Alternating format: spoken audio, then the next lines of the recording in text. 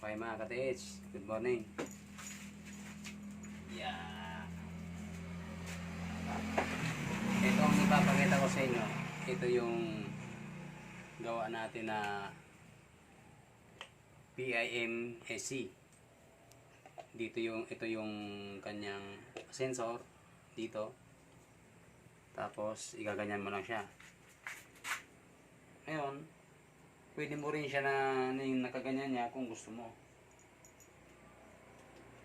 Then,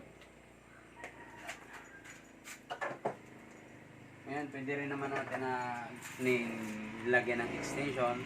Ngayon lang ganon, pwede na lang.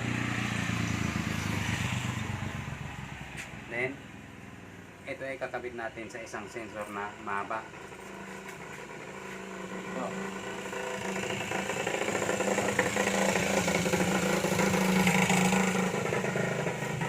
Kakabit natin siya dito. Yan.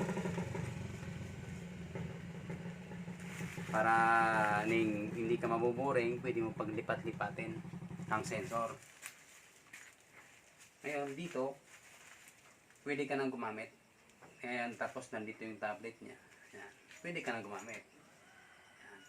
Pag ganyan, hindi ka nagagamit ng laptop. Kasi para hindi ka na mahirapan. Kung gusto mo namang gamitin sa mga tunnel, lagay mo, alisin mo yung extension. So dito, pag ganito, ito kadali. Yan. Dito ganyan. Sa, 2, 3, 4, 5, 6, 7, 8, 8, 9, 10. So 10 step.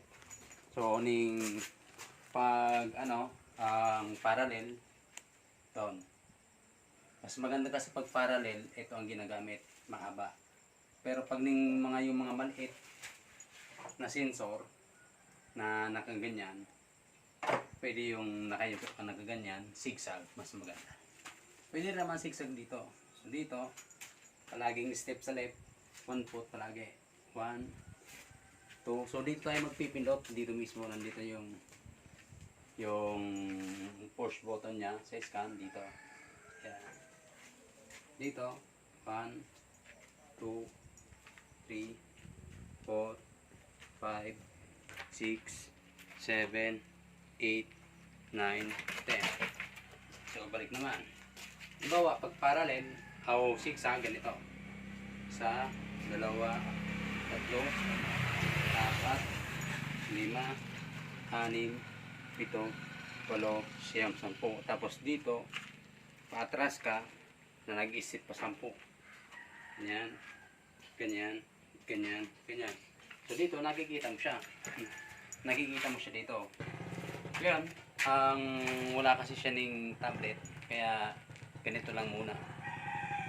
Yan. On yan. So, ito naman yung kanyang indicator light. Indicator light. Ito yung sensitivity adjustment. Tapos, dito, ito naman yung press niya. Press balance. Dito, kulang pa siya ng kaya may butas siya dito.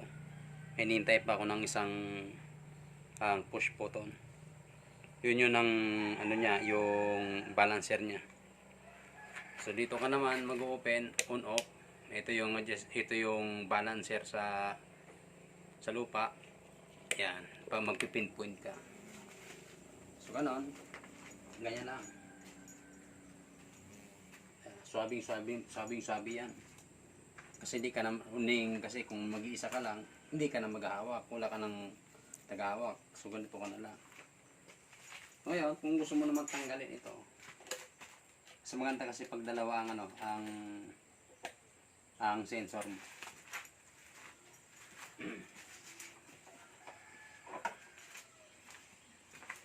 Tapos, ito, kung gusto mo naman ganito, yung mga pang tunnel, yan. I-ano mo lang siya dyan, ididiin mo lang konti. Parehas din lang naman.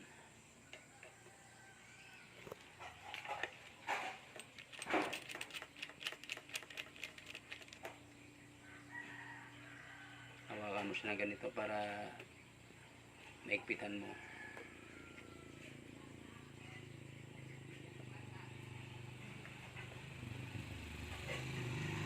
Okay, so ganyan ha. Pwede lang siyang ganyan. Dito, pwedeng sigsag. Nagganto ka lang. Swabe din tingnan pag ganito. O, wala kang hawak. Yan, ganyan. Tapos, yan, ganyan. So maganda tingnan. Pero pag sa mga tunnel, kahit ganituin mo siya, pataas, sabi pa rin. Yan.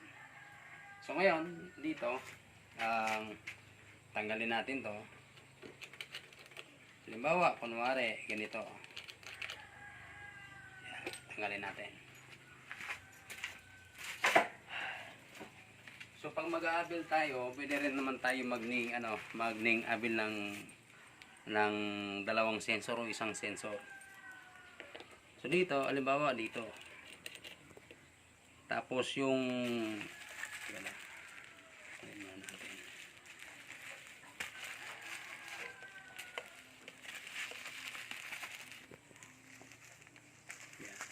halimbawa, yung tunnel mahaba, hindi tayo makapasok. Ngayon, pwede natin ito dagdagan ulit.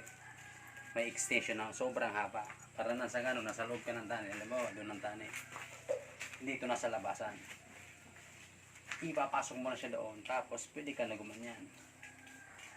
Nakikita mo.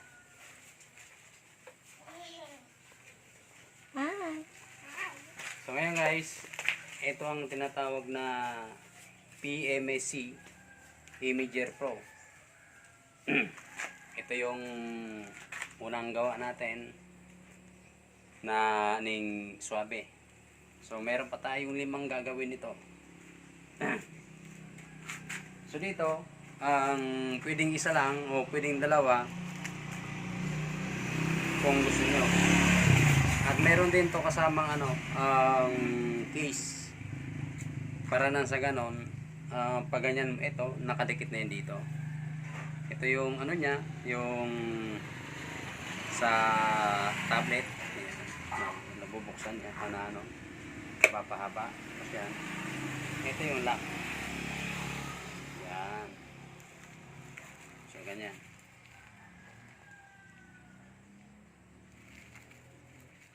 So yun lang guys, mga ka-TH. Salamat.